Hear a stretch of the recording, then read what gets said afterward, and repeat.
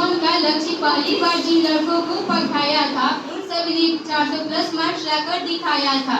Gyandeep coaching से जिसने पहली बार बिहार बोर्ड में अपना झंडा लहराया था, रवि कुमार ने 462 अंक लाकर सर का सम्मान बढ़ाया था।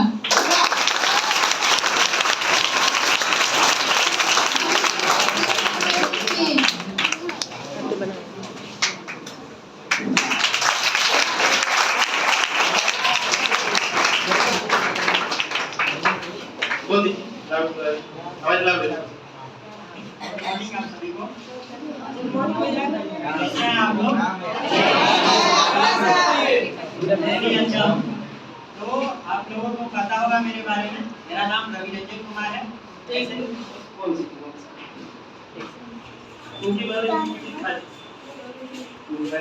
पता होगा मेरा नाम रवि रंजन कुमार है और मैं भाषा से हूँ और मैंने 10th क्लास विजय सर से ही किया हूँ और मैंने 10th में 462 नंबर लाया और इसमें विजय सर का बहुत योगदान था, इसलिए मैं विजय सर का बहुत आभारी हूँ और आप लोग विजय सर के लिए एक जोरदार क्लैप।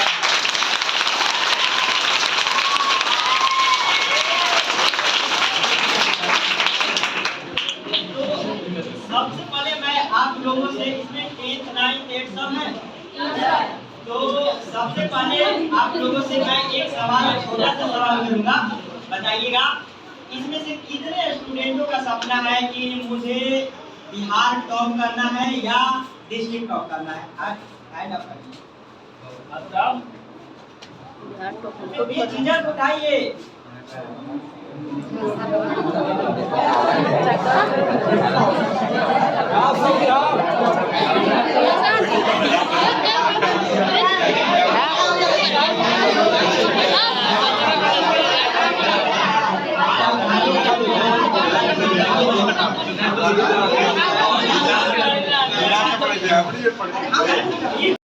का सपना है और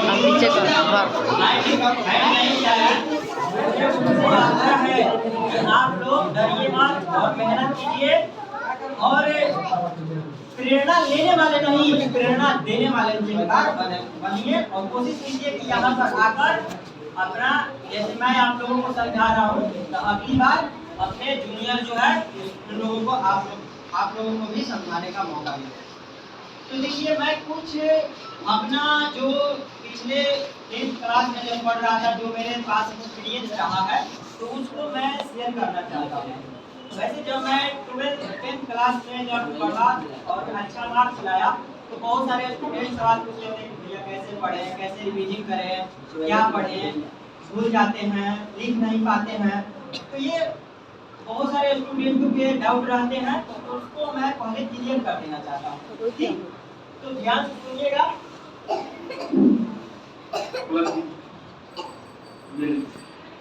करना चाहता हूँ और आप लोगों कोशिश कीजिएगा ध्यान से सुनने के लिए और जहाँ डाउट होगा उसको क्लियर किया जाएगा मिलकर। तो देखिए मैंने 2 प्रश्न बनाया, इन 2 प्रश्नों से मुझे लगता है कि 90% स्टूडेंटों के जो मन में डाउट होता है उसको क्लियर कर दिया जाएगा। अगर मान चलिए जिसको कुछ डाउट तो लास्ट में पूछ सकते हैं। ठीक, तो पहले समझते हैं कि पढ़े कैसे। तो मैंने 2 प्रश्न बनाया।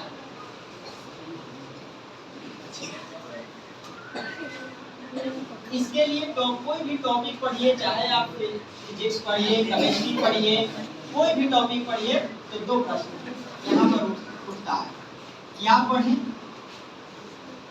और कैसे पढ़ें। ये 2 इम्पोर्टेंट है। अब क्या पढ़ें ये सवाल है। तो देखिए आपको ज्यादा कुछ नहीं पढ़ना है, सर का क्लास नोट्स पढ़ना है, जो सर क्लास नोट्स देते हैं, और जो फेयर क्लास का होता है उस पर ज्यादा ध्यान दीजिए। ठीक, और दूसरा है और इसमें कुछ पॉइंट मैं जोड़ूंगा, मैंने जो किया था करीब आपको 4 से 5 पब्लिकेशन का ऑब्जेक्टिव का अलग से सेट खरीद लीजिए, जो ऑब्जेक्टिव और सब्जेक्टिव दोनों रहता है वो ले लीजिए। ठीक, और एक आपके पास क्वेश्चन बैंक होना जरूरी है।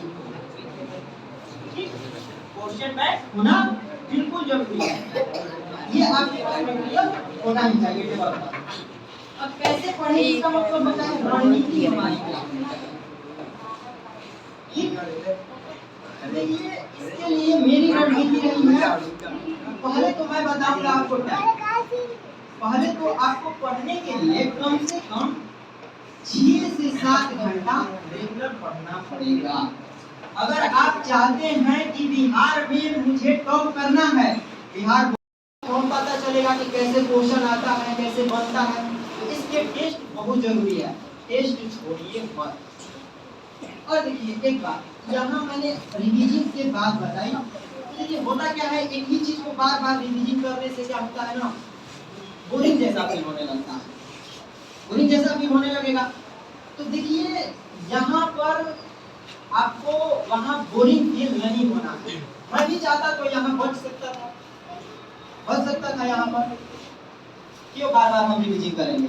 तो देखिए एक प्रसिद्ध कवि का पंक्ति है, मैं यहाँ बोलना चाहूंगा।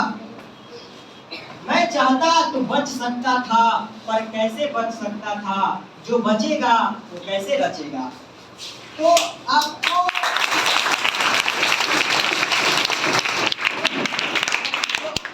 डिसाइड करना है, आपको बचना है कि इतिहास रचना है। ठीक, अब यहाँ तो कुछ समझ में आ गया। अब एक और चीज बताना चाहता हूँ मैं। देखिए होता क्या है कि हम लोग ज्यादातर कंपटीशन करते हैं स्टूडेंट फ्रेंड से, यही करते हैं, इसी से ना मैं एक चीज आज आपसे शेयर करना चाहता हूँ। मैंने स्टूडेंट से भी मैंने कंपटीशन किया, लेकिन मैंने एक और चीज से कंपटीशन किया, वो था पेन। अब आप लोग ये सुनकर सोच रहे हो कि पेन से कैसे कंपटीशन किया जाता। तो देखिए मैं बताऊंगा कि पेन से कैसे कंपटीशन किया जाता है। पेन का इंक जो होता है, आपको डिसाइड करना है कि पेन के इस सीमा तक जब तक मैं इंक को खत्म नहीं करूंगा तब तक टेबल पर से उठूंगा नहीं। ये जिस दिन आप कंपटीशन कर लिए और कंपटीशन को बनाए रखे, तो मेरा उम्मीद है, मैं 100% श्योर के साथ बोल रहा हूँ, आपके इस एग्जाम या कोई भी एग्जाम में कॉम्पिटिटर आपसे आगे नहीं जाएगा। ये सब है। और देखिए हमारे पर ही देश का भविष्य टिका हुआ है, हम ही युवा पर। तो इस पर मैं कुछ सॉन्ग के रूप में नहीं गाऊंगा, सोचिए, लेकिन आप लोगों को भी ये करता होगा कि सॉन्ग का पालन कीजिएगा। ठीक, ये नहीं कि केवल सुनिएगा और निकाल लीजिए। पर्यावरण से है जीवन, पर्यावरण से है जीवन, इसे अपना मित्र बनाते हैं। चलो मिलकर पेड़ लगाते हैं, चलो मिलकर पेड़ लगाते हैं। रूठ गई प्रकृति हमसे, रूठ गई प्रकृति हमसे, मिलकर चलो मनाते हैं। चलो मिलकर पेड़ लगाते हैं, चलो मिलकर पेड़ लगाते हैं। Thank you. अभी